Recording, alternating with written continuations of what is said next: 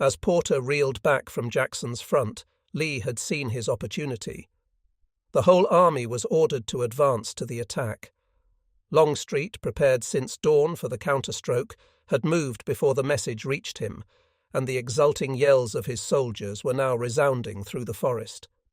Jackson was desired to cover Longstreet's left, and sending Stark and Lawton across the meadows, strewn with the bloody debris of Porter's onslaught, he instructed Hill to advance en echelon with his left, refused. Anticipating the order, the commander of the Light Division was already sweeping through the Groveton wood. The Federal gunners, striving valiantly to cover the retreat of their shattered infantry, met the advance of the Southerners with a rapid fire. Pope and McDowell exerted themselves to throw a strong force onto the heights above Bull Run, and the two brigades upon the left, Warren's and Alexander's, already overlapped, made a gallant effort to gain time for the occupation of the new position. But the counterstroke of Lee was not to be withstood by a few regiments of infantry. The field of Bull Run had seen many examples of the attack as executed by indifferent tacticians. At the first battle, isolated brigades had advanced at wide intervals of time. At the second battle, the Federals had assaulted by successive divisions. Out of 50,000 infantry, no more than 20,000 had been simultaneously engaged, and when a partial success had been achieved, there were no supports at hand to complete the victory. When the Confederates came forward, it was in other fashion, and those who had the wit to understand were now to learn the difference between mediocrity and genius, between the half-measures of the one and the resolution of the other. Lee's order for the advance embraced his whole army. Every regiment, every battery, and every squadron was employed. No reserves, save the artillery, were retained upon the ridge, but wave after wave of bayonets followed closely on the fighting line. To drive the attack forward by a quick succession of reinforcements, to push it home by weight of numbers, to pile blow on blow, to keep the defender occupied along his whole front, and to provide for retreat, should retreat be necessary, not by throwing in fresh troops, but by leaving the enemy so crippled that he would be powerless to pursue. Such were the tactics of the Confederate leader. The field was still covered with Porter's and Hatch's disordered masses when Lee's strong array advanced, and the sight was magnificent. As far as the eye could reach the long grey lines of infantry, with the crimson of the colours gleaming like blood in the evening sun, swept with ordered ranks across the Groveton valley. Batteries galloped furiously to the front. Far away to the right fluttered the guidons of Stuart's squadrons, and over all the massed artillery maintained a tremendous fire. The men drew fresh vigour from this powerful combination. The enthusiasm of the troops was as intense as their excitement. With great difficulty, it is related, were the gunners restrained from joining in the charge, and the officers of the staff could scarcely resist the impulse to throw themselves with their victorious comrades upon the retreating foe. The advance was made in the following order: Wilcox's division, north of the turnpike, connected with Jackson's right.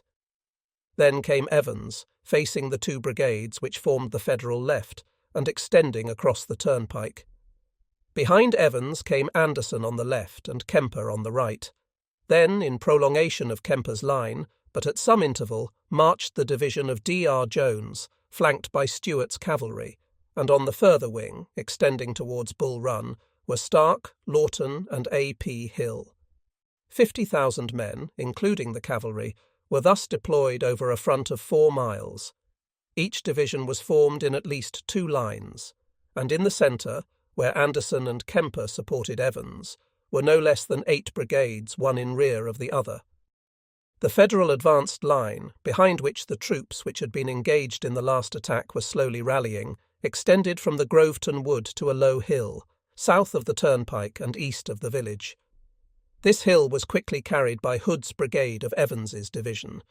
The 2 regiments which defended it, rapidly outflanked and assailed by overwhelming numbers, were routed with the loss of nearly half their muster. Jackson's attack through the Groveton wood was equally successful, but on the ridge in rear were posted the regulars under Sykes, and further east, on Buck Hill, had assembled the remnants of 4 divisions. Outflanked by the capture of the hill upon their left and fiercely assailed in front, Sykes's well-disciplined regiments, formed in lines of columns and covered by a rear guard of skirmishers, retired steadily under the tremendous fire, preserving their formation and falling back slowly across Young's branch. Then Jackson, reforming his troops along the Sudley road and swinging round to the left, moved swiftly against Buck Hill. Here, in addition to the infantry, were posted 3 Union batteries, and the artillery made a desperate endeavour to stay the counterstroke. But nothing could withstand the vehement charge of the Valley soldiers. "They came on," says the correspondent of a northern journal, like demons emerging from the earth. The crests of the ridges blazed with musketry, and Hill's infantry, advancing in the very teeth of the canister, captured 6 guns at the bayonet's point. Once more Jackson reformed his lines, and as twilight came down upon the battlefield, from position after position, in the direction of the Stone Bridge, the division of Stevens, Ricketts, Kearney, and Hooker were gradually pushed back. On the Henry Hill, the key of the Federal position, a fierce conflict was meanwhile raging. From the high ground to the south, Longstreet had driven back several brigades, which, in support of the artillery, Sigel and McDowell had massed upon Bald Hill. But this position had not been occupied without a protracted struggle. Longstreet's first line, advancing with over-impetuosity, had outstripped the second, and before it could be supported was compelled to give ground under the enemy's fire, one of the brigades losing 62 officers and 560 men. Anderson and Kemper were then brought up, the flank of the defenders was turned, a counterstroke was beaten back, ridge after ridge was mastered, the edge of every wood was stormed, and as the sun set behind the mountains, Bald Hill was carried. During this fierce action, the division of D.R. Jones, leaving the Chin House to the left, had advanced against the Henry Hill. 6 p.m. On the very ground which Jackson had held in his first battle, the best troops of the Federal Army were rapidly assembling. Here were Sykes' regulars and Reynolds' Pennsylvanians, where the woods permitted batteries had been established, and Porter's 5th Army Corps, who at Gaines' Mill and Malvern Hill had proved such stubborn fighters, opposed a strong front once more to their persistent foes. Despite the rapid fire of the artillery, the Southerners swept forward with unabated vigour. But as the attack was pressed, the resistance of the Federals grew more stubborn, and before long the Confederate formation lost its strength. The lines in rear had been called up. The assistance of the strong centre had been required to rout the defenders of Bald Hill, and although Anderson and Wilcox pressed forward on his left, Jones had not sufficient strength to storm the enemy's last position. Moreover, the Confederate artillery had been unable to follow the infantry over the broken ground. The cavalry, confronted by Buford's squadrons and embarrassed by the woods, could lend no active aid, and the Federals, defeated as they were, had not yet lost all heart. Whatever their guns could do, in so close a country, to relieve the infantry had been accomplished, and the infantry, though continually outflanked, held together with unflinching courage. Stragglers there were, and stragglers in such large numbers that Bayard's cavalry brigade had been ordered to the rear to drive them back. But the majority of the men, hardened by months of discipline and constant battle, remained staunch to the colours. The conviction that the battle was lost was no longer a signal for the thinking bayonets to make certain of their individual safety, and the regulars, for the second time on the same field, provided a strong nucleus of resistance. Thrown into the woods along the Sudley-Manassas Road, 5 battalions of the United States Army held the extreme left, the most critical point of the Federal line, until the 2nd Brigade relieved them. To their right, Meade and his Pennsylvanians held fast against Anderson and Wilcox. Despite 6 guns falling into the hands of the Confederate infantry and 4 of Longstreet's batteries raking their left, Pope's soldiers, as twilight descended upon the field, redeemed as far as soldiers could the errors of their general. Stuart, on the right flank of the Confederate line, charged down the opposing cavalry and crossed Bull Run at Lewis's Ford. However, the dark masses on the Henry Hill, increased every moment by troops ascending from the valley, still held fast, with no hope indeed of victory, but with a stern determination to maintain their ground. The crest commanded the crossings of Bull Run, with the stone bridge, the main point of passage, not more than a mile northward, within the range of artillery. Jackson was already in possession of the Matthew Hill, not 1,400 yards from the road by which the troops must pass in their retreat. At 7:30 p.m, the night put an end to the battle. Even the valley soldiers were constrained to halt. In the obscurity, it was impossible to distinguish friend from foe. The Confederate lines presented a broken front, with divisions, brigades, and regiments intermingled, and the thick woods rendered combination impracticable. During the darkness, accompanied by heavy rain, the Federals quietly withdrew, leaving thousands of wounded on the field.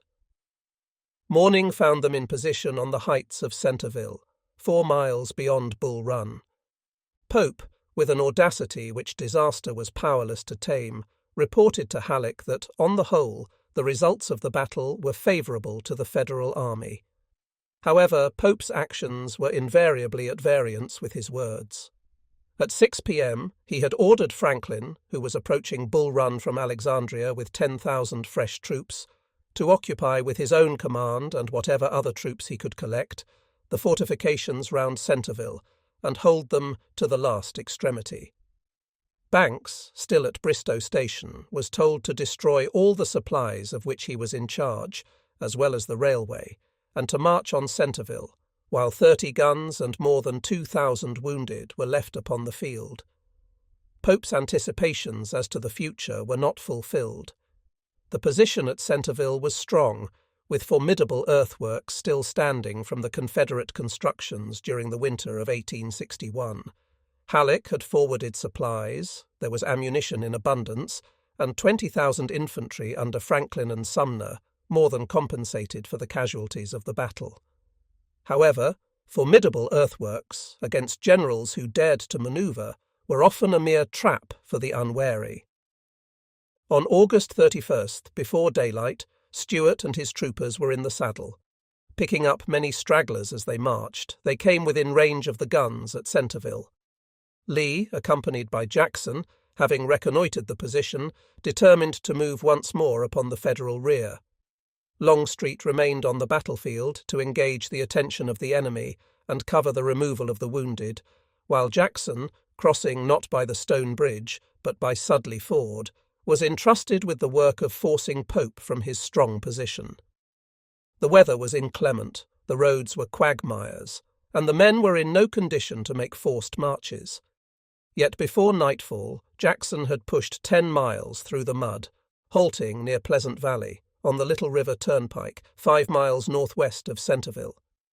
During the afternoon, Longstreet, throwing a brigade across Bull Run to keep the enemy on the qui-vive, followed the same route. Pope received no warning of these movements, and Jackson's proclivity for flank manoeuvres had evidently made no impression on him. In blissful unconsciousness that his line of retreat was already threatened, he ordered all wagons to be unloaded at Centerville, and to return to Fairfax Station for forage and rations. On September 1, however, although his whole army, including Banks, was closely concentrated behind strong entrenchments, Pope had conceived a suspicion that he would find it difficult to fulfill his promise to Halleck that he would hold on. The previous night, Stuart had been active towards his right and rear, capturing his reconnoitring parties and shelling his trains. Before noon, suspicion became certainty. Either stragglers or the country people reported that Jackson was moving down the Little River Turnpike, and Centerville was at once evacuated, with the troops marching to a new position round Fairfax Courthouse. Jackson, meanwhile, covered by the cavalry, was advancing to Chantilly, a fine old mansion which the Federals had gutted, with the intention of seizing a position whence he could command the road. The day was sombre, and a tempest was gathering in the mountains. Late in the afternoon, Stuart's patrols near Ox Hill were driven in by hostile infantry, with the thick woods preventing the scouts from ascertaining the strength or dispositions of the Federal force. Jackson at once ordered 2 brigades of Hills to feel the enemy. The remainder of the light division took ground to the right, followed by Lawton. Stark's division held the turnpike, and Stuart was sent towards Fairfax Courthouse to ascertain whether the Federal main body was retreating or advancing. Reno, who had been ordered to protect Pope's flank, came briskly forward, and Hill's advanced guard was soon brought to a standstill. 3 fresh brigades were rapidly deployed. As the enemy pressed the attack, a 4th was sent in, and the Northerners fell back with the loss of a general and many men. Lawton's first line became engaged at the same time, and Reno, now reinforced by Kearney, made a vigorous effort to hold the Confederates in check.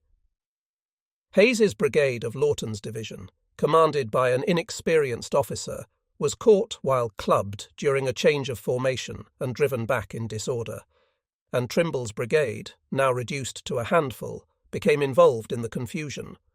But a vigorous charge of the second line restored the battle. The Federals were beginning to give way. General Kearney, riding through the murky twilight into the Confederate lines, was shot by a skirmisher. The hostile lines were within short range, and the advent of a reserve on either side would have probably ended the engagement. But the rain was now falling in torrents. Heavy peals of thunder, crashing through the forest, drowned the discharges of the 2 guns which Jackson had brought up through the woods, and the red flash of musketry paled before the vivid lightning. Much of the ammunition was rendered useless. The men were unable to discharge their pieces, and the fierce wind lashed the rain in the faces of the Confederates. The night grew darker and the tempest fiercer, and as if by mutual consent the opposing lines drew gradually apart. On the side of the Confederates, only half the force had been engaged. Stark's division never came into action, and of Hill's and Lawton's there were still brigades in reserve. 500 men were killed or wounded, but although the 3 Federal divisions are reported to have lost 1,000 Tullens, they had held their ground, and Jackson was thwarted in his design. Pope's trains and his whole army reached Fairfax Courthouse without further disaster. But the persistent attacks of his indefatigable foe had broken down his resolution. He had intended, he told Halleck, when Jackson's march down the Little River Turnpike was first announced, to attack the Confederates the next day, or certainly the day after. However, the action at Chantilly induced a more prudent mood, and on the morning of the 2nd he reported that there was an intense idea among the troops that they must get behind the entrenchments of Alexandria, that there was an undoubted purpose on the part of the enemy to keep on slowly turning his position so as to come in on the right, and that the forces under his command were unable to prevent him doing so in the open field. Halleck must decide what was to be done. The reply was prompt. Pope was to bring his forces, as best he could, under the shelter of the heavy guns. Whatever might be the truth as regards the troops, there could be no question but that the general was demoralized. Preceded by thousands of stragglers, the army fell back without further delay to the Potomac.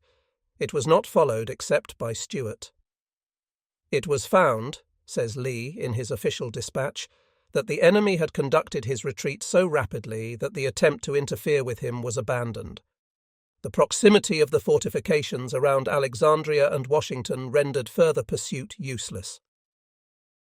On the same day, General McClellan was entrusted with the defence of Washington, and Pope, permitted to resign, was soon afterwards relegated to an obscure command against the Indians of the Northwest. His errors had been flagrant. He can hardly be charged with want of energy, but his energy was spasmodic. On the field of battle he was strangely indolent, and yet he distrusted the reports of others. But more fatal than his neglect of personal reconnaissance was his power of self-deception. He was absolutely incapable of putting himself in his enemy's place, and time after time he acted on the supposition that Lee and Jackson would do exactly what he most wished them to do.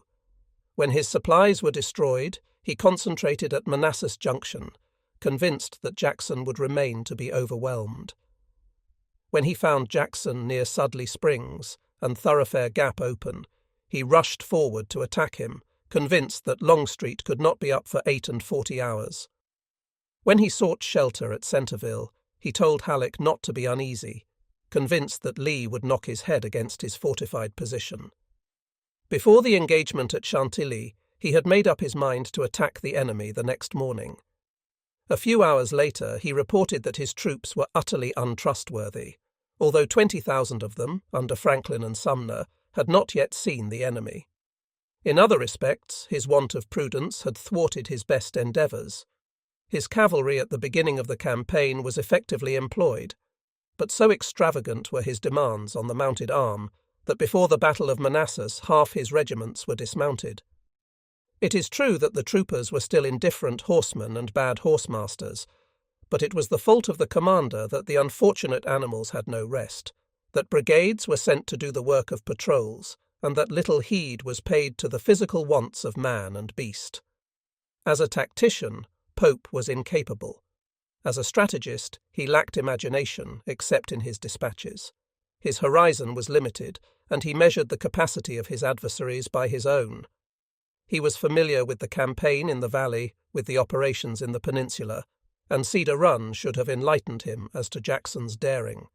But he had no conception that his adversaries would cheerfully accept great risks to achieve great ends. He had never dreamt of a general who would deliberately divide his army, or of one who would make 56 miles in 2 marches. Lee, with his extraordinary insight into character, had played on Pope as he had played on McClellan, and his strategy was justified by success. In the space of 3 weeks he had carried the war from the James to the Potomac. With an army that at no time exceeded 55,000 men, he had driven 80,000 into the fortifications of Washington. He had captured 30 guns, 7,000 prisoners, 20,000 rifles, and many stand of colours. He had killed or wounded 30,500 Federals, destroyed supplies and material of enormous value, and all this with a loss to the Confederates of 10,000 officers and men. So much had he done for the South. For his own reputation he had done more. If, as Moltke avers, the junction of 2 armies on the field of battle is the highest achievement of military genius, the campaign against Pope has seldom been surpassed, and the great counterstroke at Manassas is sufficient in itself to make Lee's reputation as a tactician.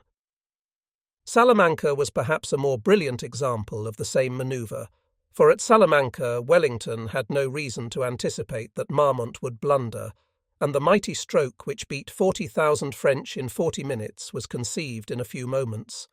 Nor does Manassas equal Austerlitz. No such subtle manoeuvres were employed as those by which Napoleon induced the Allies to lay bare their centre and drew them blindly to their doom. It was not due to the skill of Lee that Pope weakened his left at the crisis of the battle. But in the rapidity with which the opportunity was seized, in the combination of the 3 arms, and in the vigour of the blow, Manassas is in no way inferior to Austerlitz or Salamanca. That the result was less decisive was due to the greater difficulties of the battlefield, to the stubborn resistance of the enemy, to the obstacles in the way of rapid and connected movement, and to the inexperience of the troops. Manassas was not, like Austerlitz and Salamanca, won by veteran soldiers, commanded by trained officers, perfect in drill and inured to discipline. Lee's strategic manoeuvres were undoubtedly hazardous, but that an antagonist of different calibre would have met them with condign punishment is short-sighted criticism. Against an antagonist of different calibre, against such generals as he was afterwards to encounter, they would never have been attempted. "He studied his adversary," says his military secretary, "knew his peculiarities and adapted himself to them. His own methods no one could foresee. He varied them with every change in the commanders opposed to him. He had one method with McClellan, another with Pope, another with Hooker, another with Meade, and yet another with Grant." Nor was the dangerous period of the Manassas campaign so protracted as might be thought. Jackson marched north from Jefferson on August 25th. On the 26th he reached Bristow Station. Pope, during these 2 days, might have thrown himself either on Longstreet or on Jackson. He did neither, and on the morning of the 27th, when Jackson reached Sudley Springs, the crisis had passed. Had the Federals blocked Thoroughfare Gap that day and prevented Longstreet's passage, Lee was still able to concentrate without incurring defeat. Jackson, retreating by Aldie Gap, would have joined Longstreet west of the mountains, Pope would have escaped defeat, but the Confederates would have lost nothing. Moreover, it is well to remember that the Confederate cavalry was in every single respect, in leading, horsemanship, training, and knowledge of the country, superior to the Federal. The whole population, too, was staunchly Southern. It was always probable, therefore, that information would be scarce in the Federal camps, and that if some items did get through the cavalry screen, they would be so late in reaching Pope's headquarters as to be practically useless. There can be no question that Lee, in these operations, relied much on the skill of Stuart. Stuart was given a free hand. Unlike Pope, Lee issued few orders as to the disposition of his horsemen. He merely explained the manoeuvres he was about to undertake, pointed out where he wished the main body of the cavalry should be found, and left all else to their commander. He had no need to tell Stuart that he required information of the enemy, or to lay down the method by which it was to be obtained. That was Stuart's normal. Duty, and right well, was it performed. How admirably the young cavalry general cooperated with Jackson has already been described. The latter suggested, the former executed, and the combination of the three arms, during the whole of Jackson's operations against Pope, was as close as when Ashby led his squadrons in the valley. Yet it was not on Stuart that fell, next to Lee, the honours of the campaign. Brilliant as was the handling of the cavalry, impenetrable the screen it formed, and ample the information it procured, the breakdown of the Federal horse made the task comparatively simple. Against adversaries whose chargers were so leg-weary that they could hardly raise a trot, it was easy to be bold. One of Stuart's brigadiers would have probably done the work as well as Stuart himself. But the handling of the Valley Army, from the time it left Jefferson on the 25th until Longstreet reached Gainesville on the 29th, demanded higher qualities than vigilance and activity. Throughout the operations, Jackson's endurance was the wonder of his staff. He hardly slept. He was untiring in reconnaissance, in examination of the country, and in observation of the enemy, and no detail of the march escaped his personal scrutiny. Yet his muscles were much less hardly used than his brain. The intellectual problem was more difficult than the physical. To march his army 56 miles in 2 days was far simpler than to maintain it on Pope's flank until Longstreet came into line. The direction of his marches, the position of his bivouacs, the distribution of his 3 divisions, were the outcome of long premeditation. On the night of the 25th, he disappeared into the darkness on the road to Salem, leaving the Federals under the conviction that he was making for the valley. On the 26th, he moved on Bristow Station rather than on Manassas Junction, foreseeing that he might be interrupted from the southwest in his destruction of the stores. On the 27th, he postponed his departure till night had fallen, moving in 3 columns, of which the column marching on Centreville, whither he desired that the enemy should follow, was the last to move. Concentrating at Sudley Springs on the 28th, he placed himself in the best position to hold Pope fast, to combine with Longstreet, or to escape by Aldie Gap, and on the 29th the ground he had selected for battle enabled him to hold out against superior numbers. Neither strategically nor tactically did he make a single mistake. His attack on King's division at Groveton on the evening of the 28th was purely frontal, and his troops lost heavily. But he believed King to be the flank guard of a larger force, and under such circumstances turning movements were over-hazardous. The woods, too, prevented the deployment of his artillery, and the attack, in its wider aspect, was eminently successful, for the aim was not to defeat King, but to bring Pope back to a position where Lee could crush him. On the 29th, his dispositions were admirable. The battle is a fine example of defensive tactics. The position, to use a familiar illustration, fitted the troops like a glove. It was of such strength that while the front was adequately manned, ample reserves remained in rear. The left, the most dangerous flank, was secured by Bull Run, and massed batteries gave protection to the right. The distribution of the troops, the orders, and the amount of latitude accorded to subordinate leaders followed the best models. The front was so apportioned that each brigadier on the fighting line had his own reserve, and each divisional general half his force in third line. The orders indicated that counterstrokes were not to be pushed so far as to involve the troops in an engagement with the enemy's reserves, and the subordinate generals were encouraged, without waiting for orders, and thus losing the occasion, to seize all favourable opportunities for counterstroke. The methods employed by Jackson were singularly like those of Wellington. A position was selected which gave cover and concealment to the troops, and against which the powerful artillery of a more numerous enemy was practically useless. These were the characteristics of Vimiera, Busaco, Talavera, and Waterloo. Nor did Jackson's orders differ from those of the great Englishman. The Duke's subordinates, when placed in position, acted on a well-established rule. Within that position they had unlimited power. They could defend the first line, or they could meet the enemy with a counter-attack from a position in rear, and in both cases they could pursue. But the pursuit was never to be carried beyond certain defined limits. Moreover, Wellington's views as to the efficacy of the counterstroke were identical with those of Jackson, and he had the same predilection for cold steel. "If they attempt this point again, Hill," were his orders to that general at Busaco, "give them a volley and charge bayonets, but don't let your people follow them too far." But it was neither wise strategy nor sound tactics which was the main element in Pope's defeat, neither the strong effort of a powerful brain nor the judicious devolution of responsibility. A brilliant military historian, more conversant perhaps with the War of Secession than the wars of France, concludes his review of this campaign with a reference to Jackson as the Ney of the Confederate Army.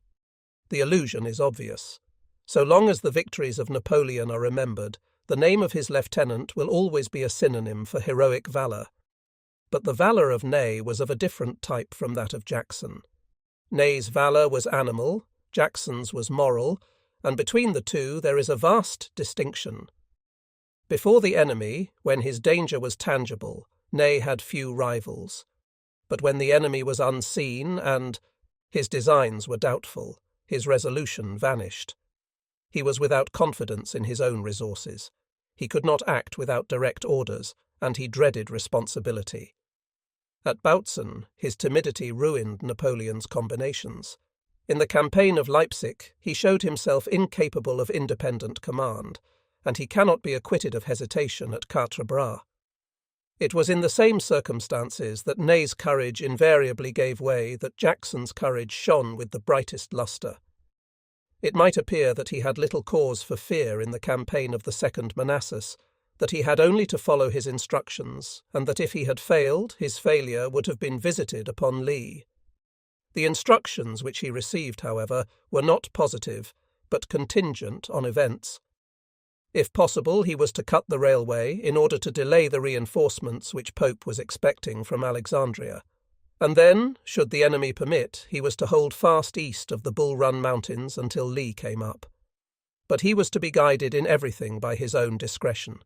He was free to accept battle or refuse it, to attack or to defend, to select his own line of retreat, to move to any quarter of the compass that he pleased. For 3 days, from the morning of August 26th to the morning of August 29th, he had complete control of the strategic situation.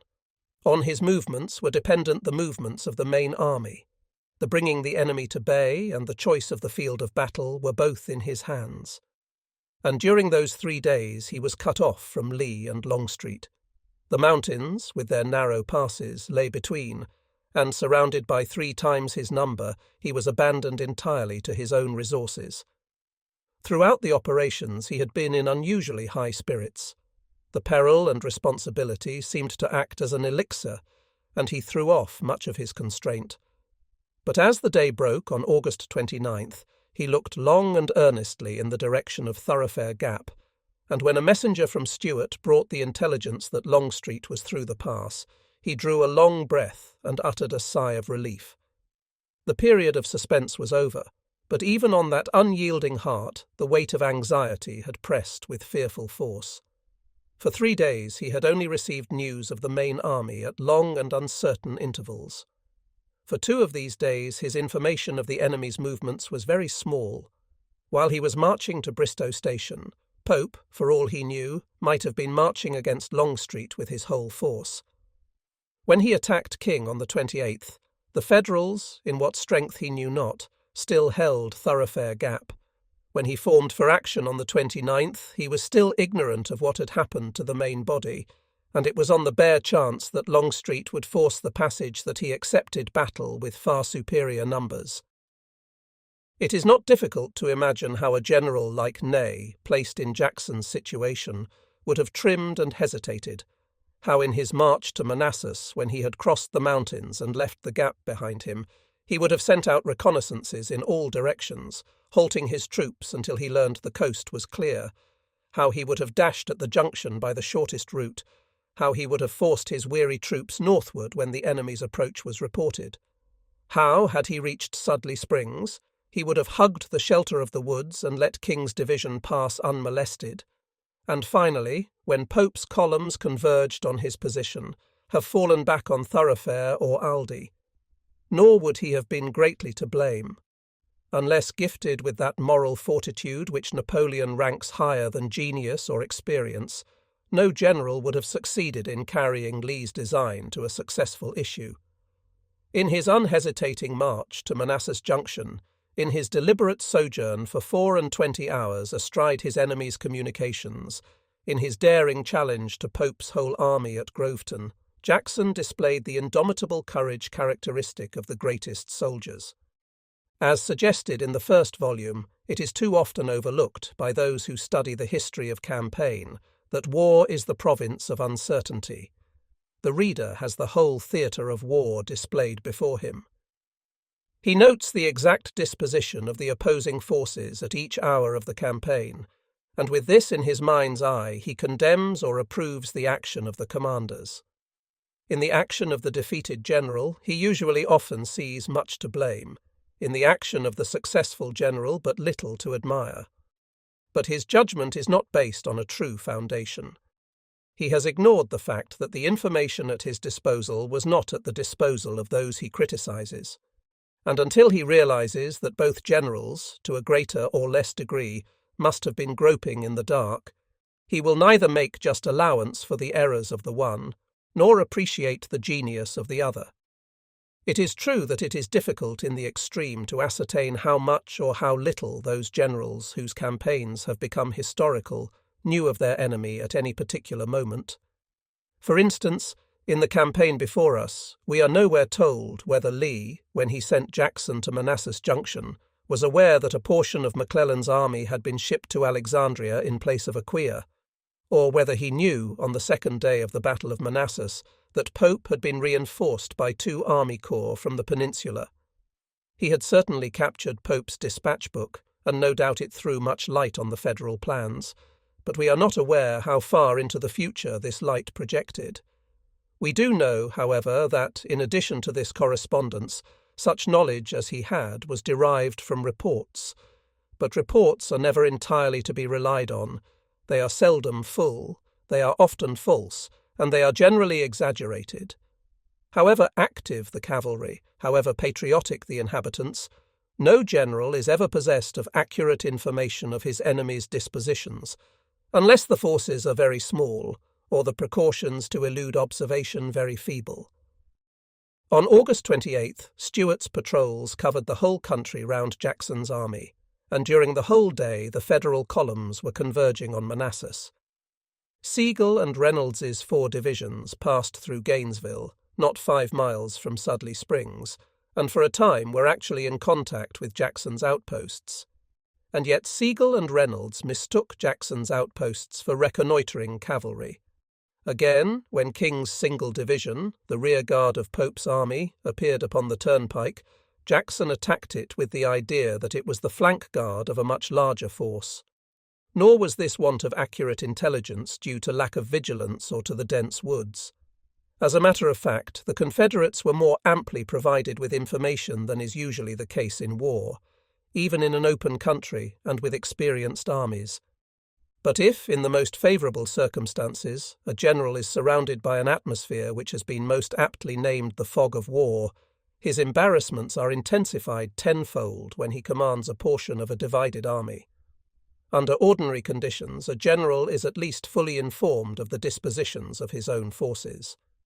But when between two widely separated columns, a powerful enemy, capable of crushing each in turn, intervenes, when the movements of that enemy are veiled in obscurity, when anxiety has taken possession of the troops and the soldiers of either column, striving hopelessly to penetrate the gloom, reflect on the fate that may have overtaken their comrades, on the obstacles that may delay them, on the misunderstandings that may have occurred, it is at such a crisis that the courage of their leader is put to the severest test.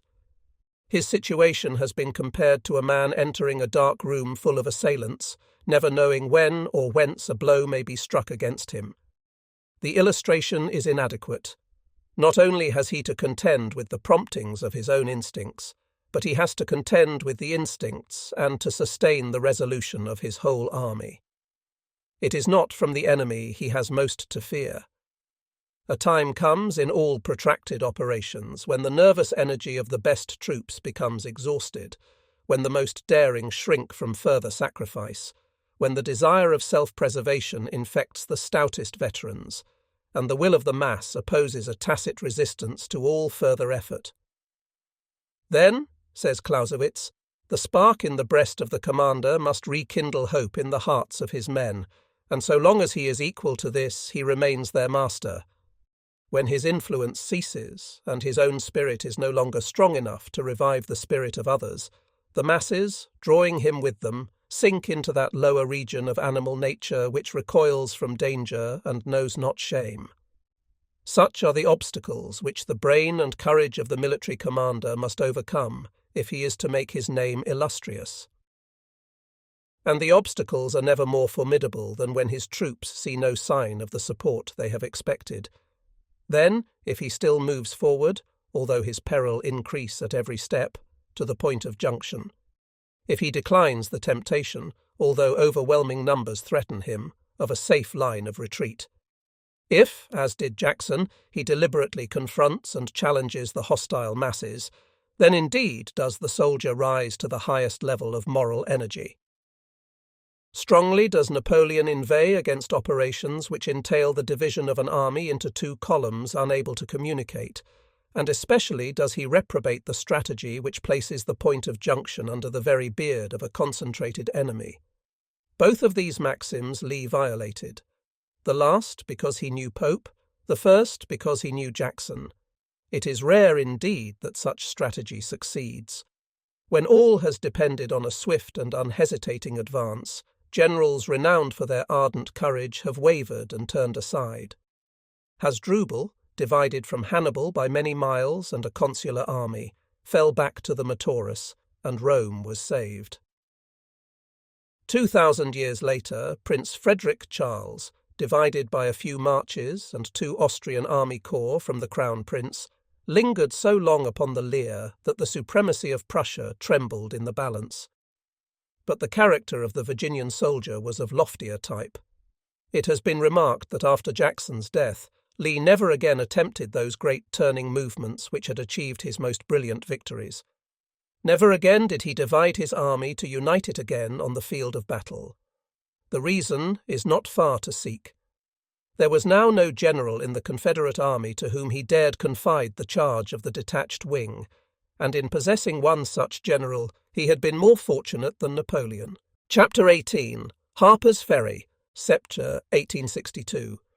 The Confederate operations in Virginia during the spring and summer of 1862 had been successful beyond expectation and almost beyond precedent. Within 6 months, 2 great armies had been defeated. McClellan had been driven from the peninsula, and Pope from the Rappahannock. The villages of Virginia no longer swarmed with foreign bayonets. The hostile camps had vanished from her inland counties. Richmond was free from menace, and in the valley of the Shenandoah the harvest was gathered in without let or hindrance, except at Winchester and Martinsburg, where the garrisons, alarmed by the news of Pope's defeat, were already preparing to withdraw.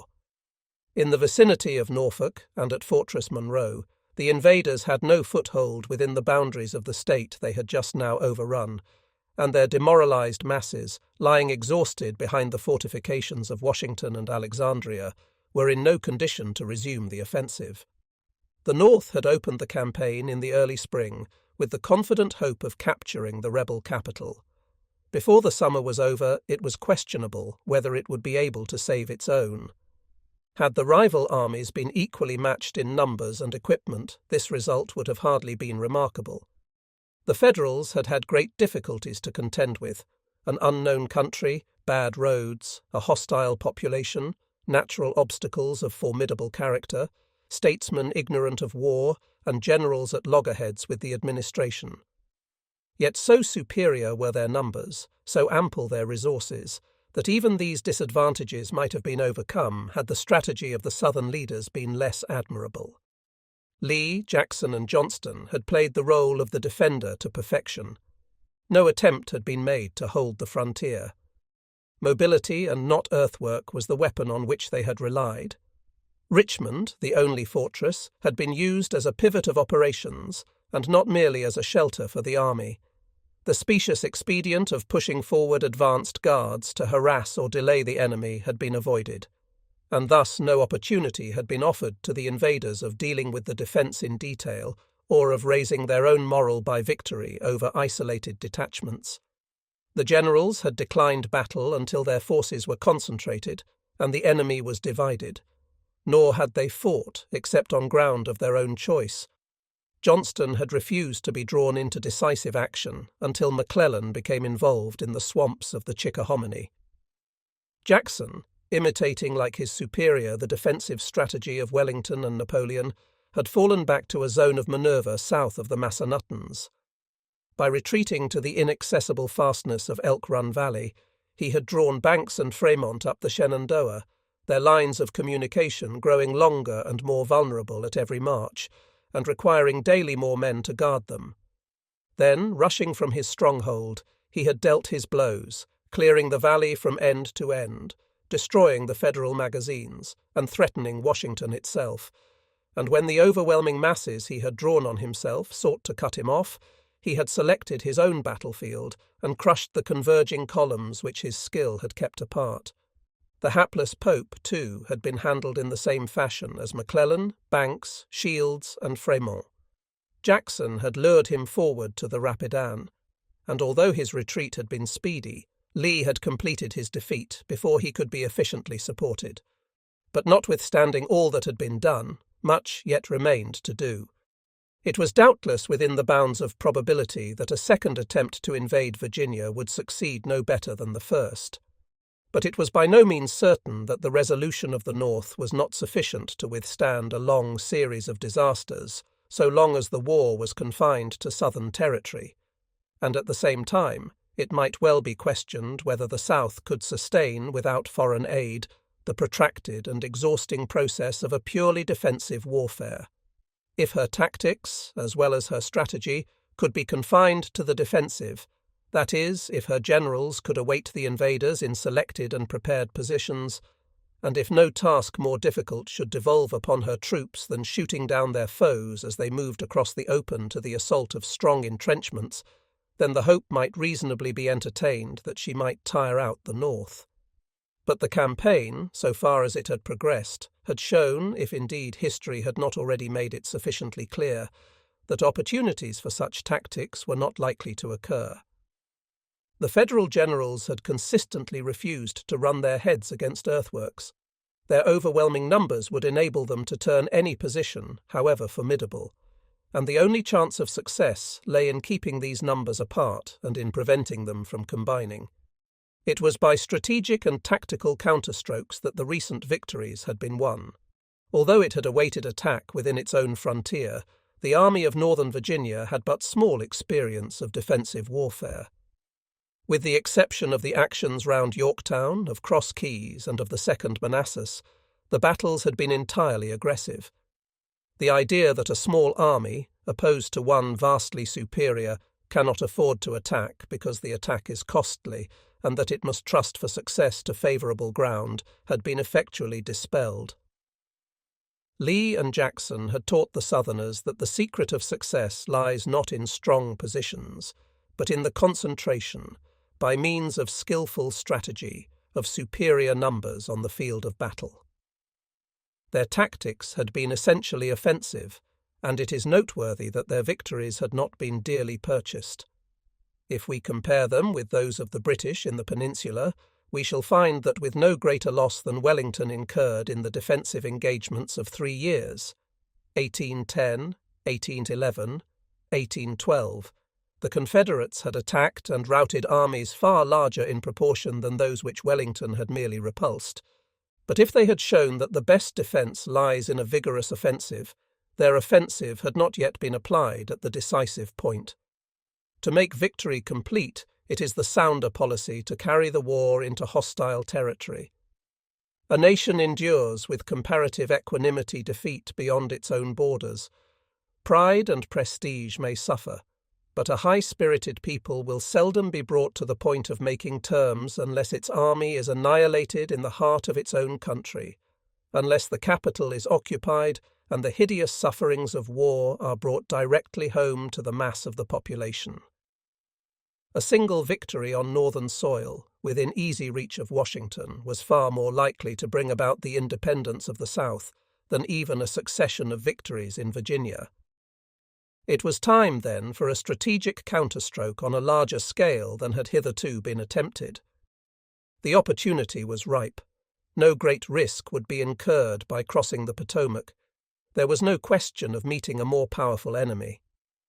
The Federals, recruited by fresh levies, would undoubtedly be numerically the stronger, and the Confederate equipment, despite the large captures of guns and rifles, was still deficient.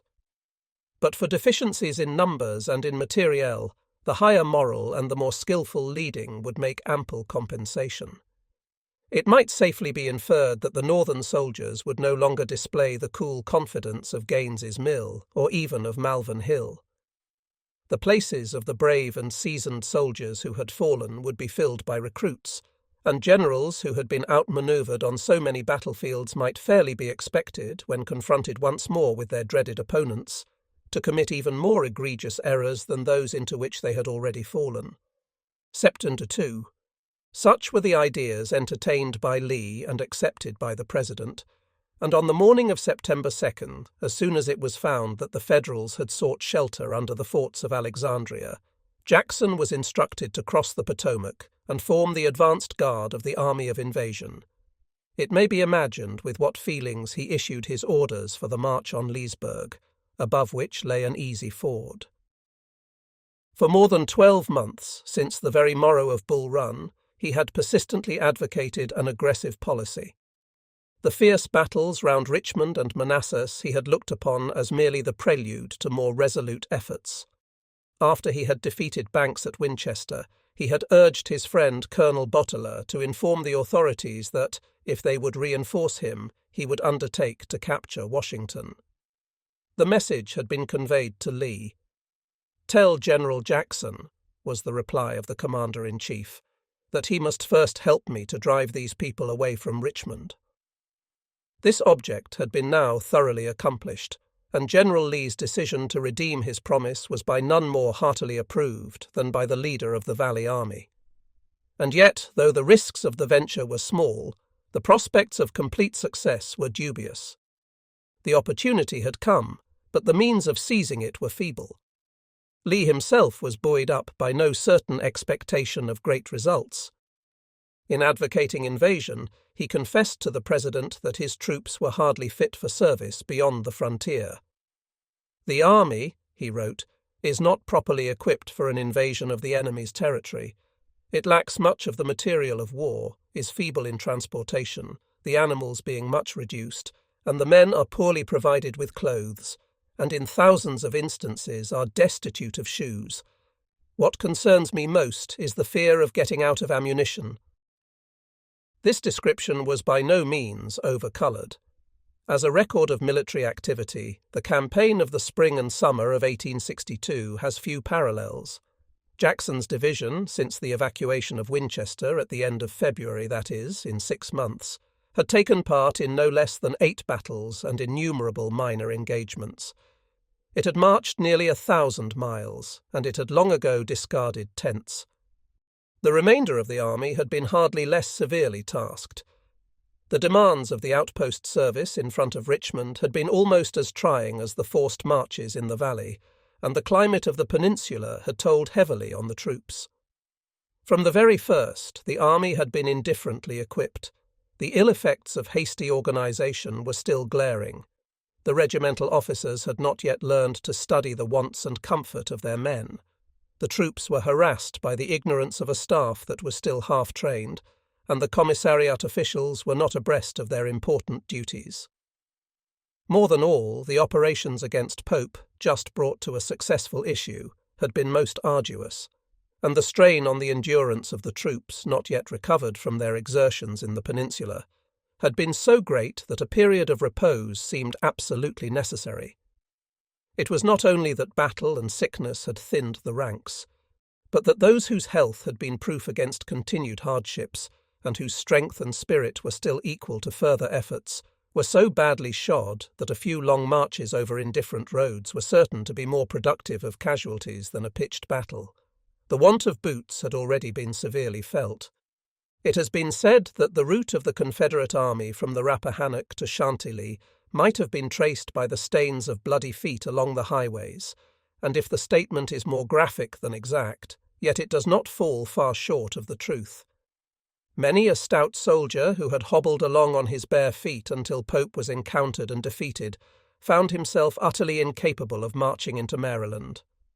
In the rear of the army, the roads were covered with stragglers. Squads of infantry, banding together for protection, toiled along painfully by easy stages, unable to keep pace with the colours, but hoping to be up in time for the next fight, and amongst these were not a few officers. But this was not the worst. Lax discipline and the absence of soldierly habits asserted themselves with the same pernicious effect as in the valley. Not all the stragglers had their faces turned towards the enemy. Not all were incapacitated by physical suffering. Many, without going through the formality of asking leave, were making for their homes, and had no idea that their conduct was in any way peculiar. They had done their duty in more than one battle. They had been long absent from their farms, their equipment was worn out, the enemy had been driven from Virginia, and they considered that they were fully entitled to some short repose. And amongst these, whose only fault was an imperfect sense of their military obligations, was the residue of cowards and malingerers shed by every great army engaged in protracted operations. Lee had been joined by the divisions of D.H. Hill, McLaws, Walker, and by Hampton's cavalry, and the strength of his force should have been 65,000 effectives. But it was evident that these numbers could not be long maintained. The men were already accustomed to half rations of green corn, and they would be no worse off in Maryland and Pennsylvania, untouched as yet by the ravages of war, than in the wasted fields of Virginia. The most ample commissariat, however, would not compensate for the want of boots and the want of rest, and a campaign of invasion was certain to entail an amount of hard marching to which the strength of the troops was hardly equal. Not only had the South to provide from her 7 million white population an army larger than that of Imperial France, but from a nation of agriculturists she had to provide another army of craftsmen and mechanics to enable the soldiers to keep the field. For guns and gun carriages, powder and ammunition, clothing and harness, gunboats and torpedoes, locomotives and railway plant, she was now dependent on the hands of her own people and the resources of her own soil. The organisation of those resources, scattered over a vast extent of territory, was not to be accomplished in the course of a few months, nor was the supply of skilled labour sufficient to fill the ranks of her industrial army. By the autumn of 1862, although the strenuous efforts of every government department gave the lie to the idea, not uncommon in the North, that the Southern character was shiftless and the Southern intellect slow, so little real progress had been made that if the troops had not been supplied from other sources, they could hardly have marched at all. The captures made in the Valley, in the Peninsula, and in the Second Manassas campaign proved of inestimable value. Old muskets were exchanged for new, smooth-bore cannon for rifled guns, tattered blankets for good overcoats. Mr. Commissary Banks, his successor Pope, and McClellan himself had furnished their enemies with the material of war, with tents, medicines, ambulances, and ammunition wagons. Even the vehicles at Confederate headquarters bore on their tilts the initials USA. Many of Lee's soldiers were partially clothed in Federal uniforms, and the bad quality of the boots supplied by the Northern contractors was a very general subject of complaint in the Southern ranks. Nor, while the men were fighting, were the women idle. The output of the government factories was supplemented by private enterprise. Thousands of spinning wheels, long silent in dusty lumber rooms, hummed busily in mansion and in farm. Matrons and maids, from the wife and daughters of the commander-in-chief to the mother of the drummer boy, became weavers and seamstresses. And in every household of the Confederacy, although many of the necessities of life, salt, coffee and sugar, had become expensive luxuries, the needs of the army came before all else. But notwithstanding the energy of the government and the patriotism of the women, the troops lacked everything but spirit. Nor, even with more ample resources, could their wants have been readily supplied. In any case, this would have involved a long halt in a secure position, and in a few weeks the Federal strength would be increased by fresh levies and the morale of their defeated troops restored. But even had time been given, the government would have been powerless to render substantial aid.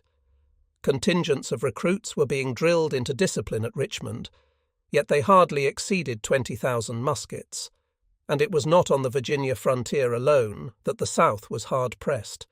The valley of the Mississippi was beset by great armies, Alabama was threatened, and western Tennessee was strongly occupied. It was already difficult to find a safe passage across the river for the supplies furnished by the prairies of Texas and Louisiana, and communication with Arkansas had become uncertain. If the Mississippi were lost, not only would three of the most fertile states, as prolific of hardy soldiers as of fat oxen, be cut off from the remainder, but the enemy, using the river as a base, would push his operations into the very heart of the Confederacy. To regain possession of the great waterway seemed of more vital importance than the defence of the Potomac or the secession of Maryland, and now that Richmond had been relieved, the whole energy of the government was expended on the operations in Kentucky and Tennessee. It may well be questioned whether a vigorous endeavour, supported by all the means available, and even by troops drawn from the West to defeat the Army of the Potomac and to capture Washington, would not have been a more efficacious means to the same end. But Davis and his cabinet consistently preferred dispersion to concentration, and indeed the situation of the South was such as might well have disturbed the strongest brains. The sea power of the Union was telling with deadly effect. Although the most important strategic points on the Mississippi were still held by Confederate garrisons, nearly every mile of the great river, from Cairo to New Orleans, was patrolled by the Federal gunboats, and in deep water from the ports of the Atlantic to the roadsteads of the Gulf, the frigates maintained their vigilant blockade. Even on the northern border there was hardly a gleam of light across the sky. The Federal forces were still formidable in numbers, and a portion of the Army of the Potomac had not been involved in Pope's defeat. It was possible, therefore, that more skilful generalship than had yet been displayed by the northern commanders might deprive the Confederates of all chance of winning a decisive victory. Yet although the opportunity of meeting the enemy with a prospect of success might never offer, an inroad into northern territory promised good results.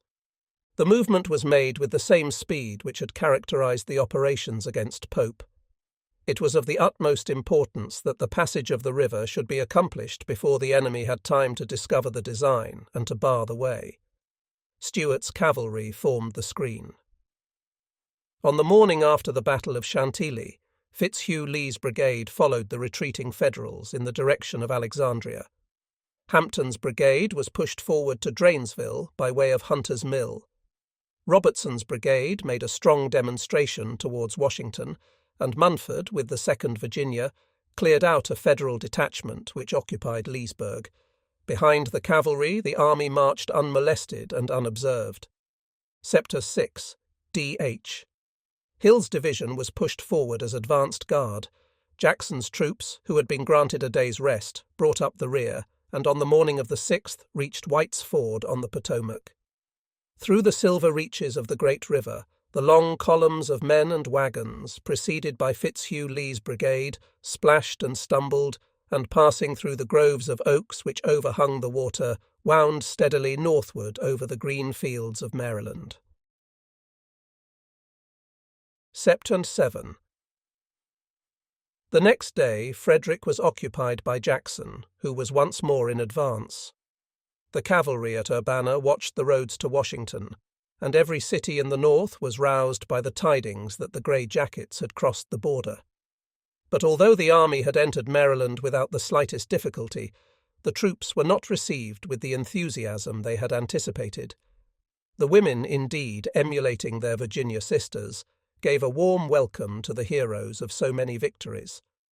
But the men, whether terrorized by the stern rule of the federal government or mistrusting the power of the Confederates to secure them from further punishment, showed little disposition to join the ranks. It is possible that the appearance of the Southern soldiery was not without effect. Lee's troops, after 5 months' hard marching and hard fighting, were no delectable objects. With torn and brimless hats, strands of rope for belts, and rawhide moccasins of their own manufacture in lieu of boots, covered with vermin and carrying their